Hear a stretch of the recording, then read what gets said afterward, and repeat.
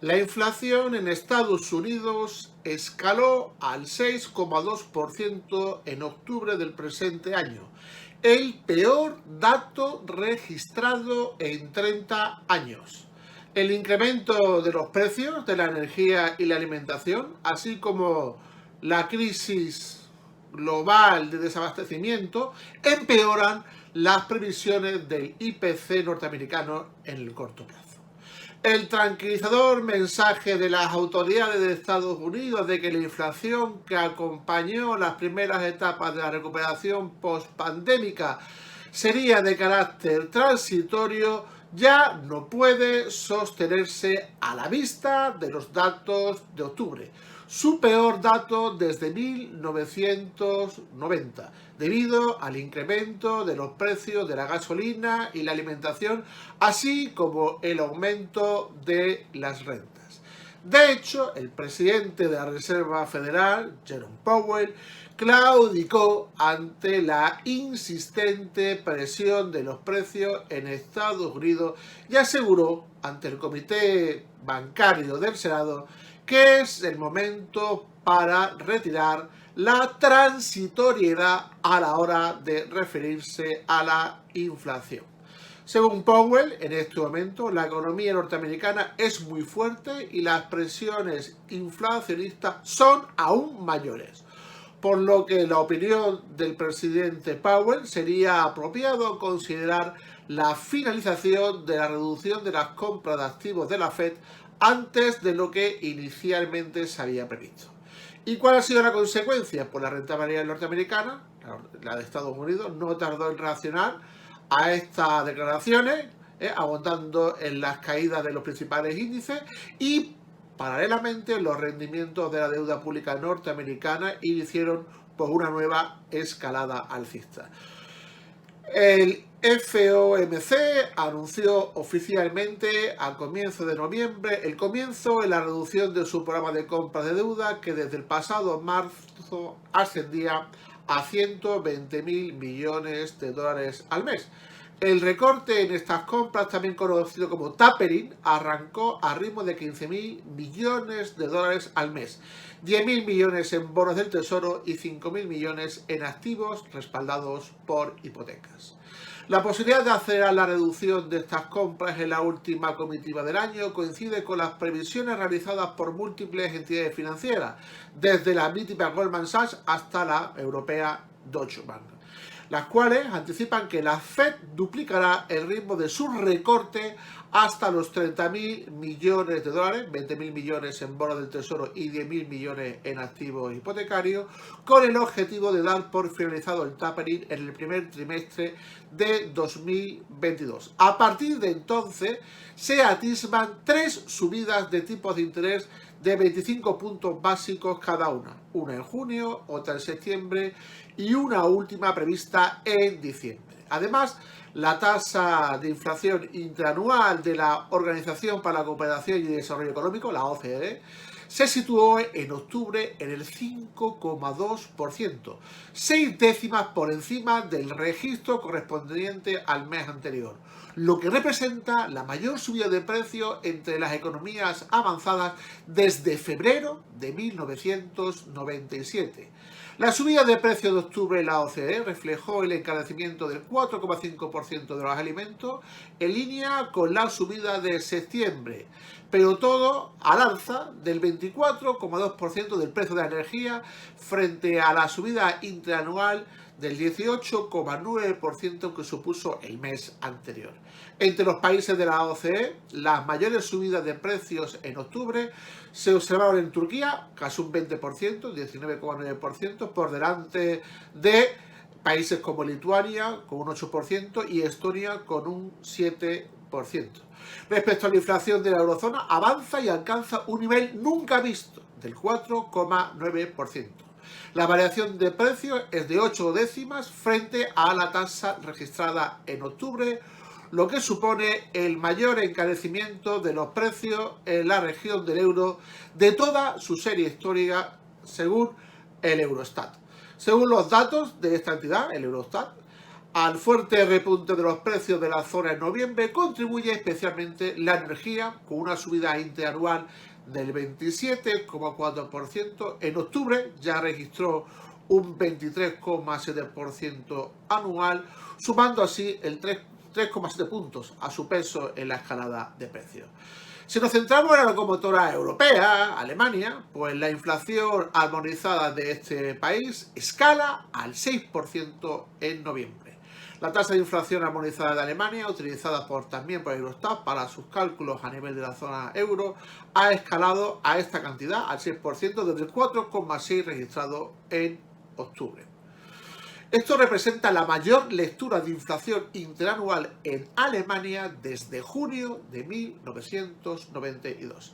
El repunte de los precios se explica por la fuerte subida del 22,1% de la energía frente al 18,6% que ya supuso en octubre, mientras que los alimentos se encarecieron un 4,5% interanual.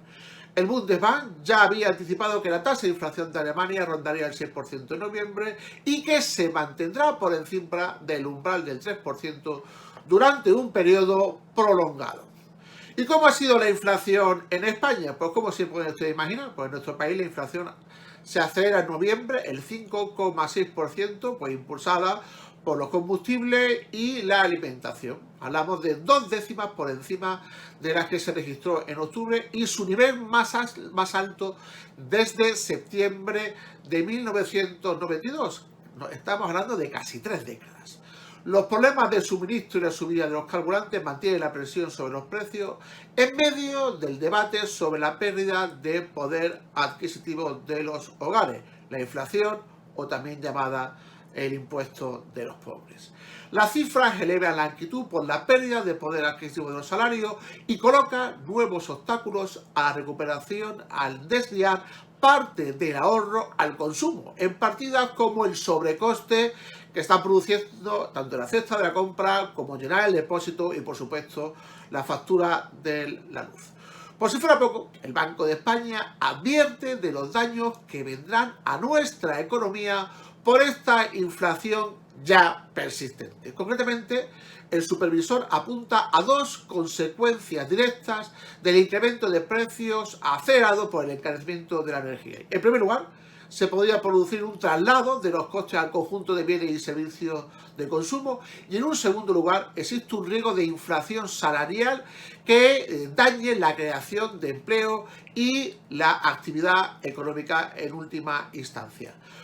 Como decíamos, y a modo de conclusión, el IPC subió en España pues, el 5,6%, su máximo en 29 años. ¿Y qué nos dice la teoría?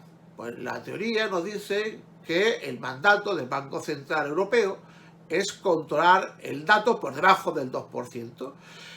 Si esto significara subir los tipos de interés con el nivel de déficit público que tiene nuestro país, sería un total desastre. Además, están los denominados efectos de segundo orden. Hay que actualizar los salarios y los alquileres al ritmo de la inflación. Y esto provocará que se desencadene la temida espiral inflacionista. ¿Congelamos los salarios para evitar que esto suceda? Por cierto, ¿no llevan congelados desde hace años? Las constantes inyecciones de liquidez han provocado una enorme inflación en cualquier activo que prometa un mínimo de rentabilidad. El Standard & Poor's máximo, la vivienda, las criptomonedas, las SPACs, mientras las calidades de los contratos laborales cada vez son peores. Tampoco hubo inflación con el cambio de la peseta al euro, ¿verdad? De un día para otro, gran parte de productos que tenían un precio de 100 pesetas pasaron a valer 1 euro, mientras que los sueldos se actualizaron al céntimo de euro. Pero tampoco hubo inflación, ¿verdad? El problema que tenemos ahora es que esta inflación oficial no se esconde. No podemos ocultarla debajo de la alfombra, ya que viene provocada por subidas de precios de los alimentos, los suministros y la energía. Todo esto tampoco es nuevo. El año 68, Noruega descubre sus reservas de petróleo y casualmente 4 años después estalla la famosa crisis del petróleo. La PEP sacó los dientes, fue consciente del poder que tenía y puso patas arriba el mundo. Es imprescindible volver a aquellos tiempos para tener referencias de la actualidad. Hay que conocer la historia. Estados Unidos tuvo que salir corriendo de Vietnam, igual que este verano lo hacía de Afganistán. La inflación destrozó la economía mundial, empujada por el precio del petróleo y de unos nuevos jugadores aparentemente saudíes. En la actualidad es China la que ha madurado, pasando en apenas 20 años de ser un país en vías de desarrollo a lo que es ahora. En paralelo está Rusia con su gas. Estamos hablando de la tormenta perfecta. Y yo digo, ¿volveremos a cometer los mismos errores de los 70? ¿Hemos aprendido algo después de haber parado nuestras ciudades con el COVID? ¿Tiene sentido seguir perpetuando el fallido sistema monetario fiat inaugurado por Nixon el 15 de agosto de 1971, 50 años después? Afortunadamente el mundo ya ha cambiado, aunque no hayan cambiado nuestros modelos económicos. Aunque la convergencia entre la tecnología blockchain y la inteligencia artificial se atisba la posible solución. Está claro, el problema lo deberán de resolver nuestros hijos y nietos, ya que nosotros evidentemente no hemos sido capaces, hemos fracasado en el empeño.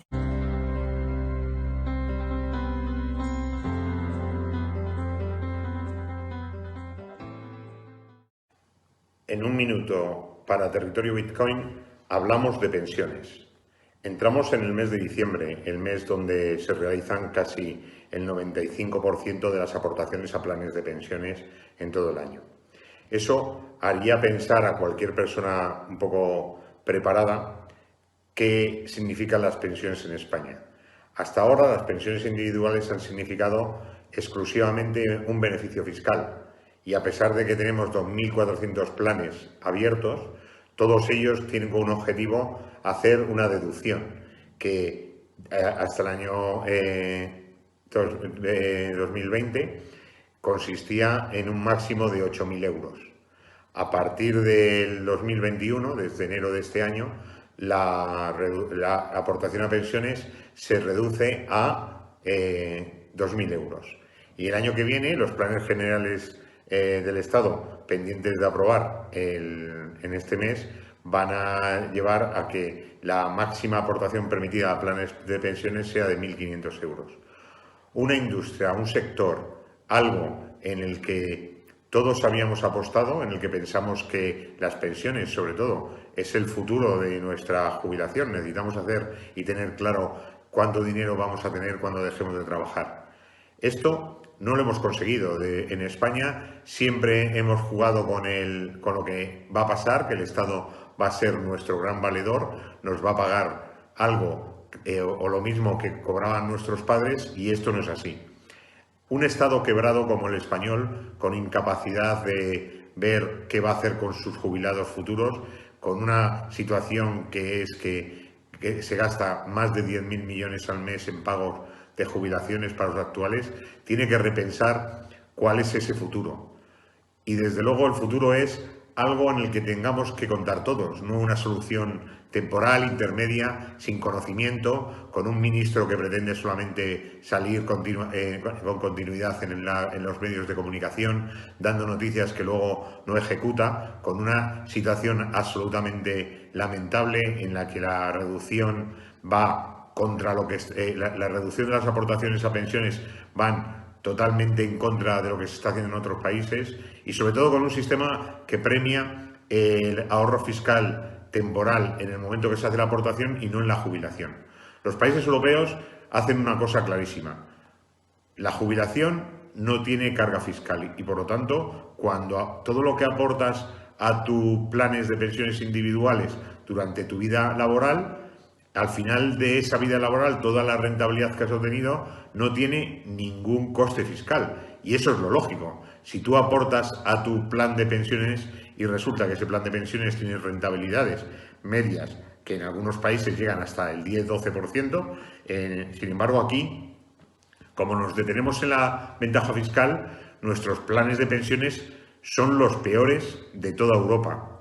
Y no solamente son malos, sino que además tenemos una clave, que es que los planes de pensiones españoles se pretenden que desaparezcan, los individuales, a costa de eso que ha creado o que dice el ministro que va a crear, que ya veremos si lo consigue, que es el plan de pensiones de empleo del Gobierno, de nuevo con una gestión que será absolutamente indigna para gestionar un plan de pensiones, y sobre todo de nuevo en manos del propio Gobierno, del Ministerio, de la patronal y de los sindicatos. ¿Cómo se puede cocer un plan de pensiones si no hay realmente profesionales detrás, pensando en el futuro, en la inversión, en los objetivos, crear sobre todo perspectivas de rentabilidad, perfilar a los clientes, algo que es realmente lo moderno y el futuro? Así como estamos, no vamos a ningún lado. Esperemos que consigamos que esto no se lleve adelante. Muchas gracias y hasta la semana que viene.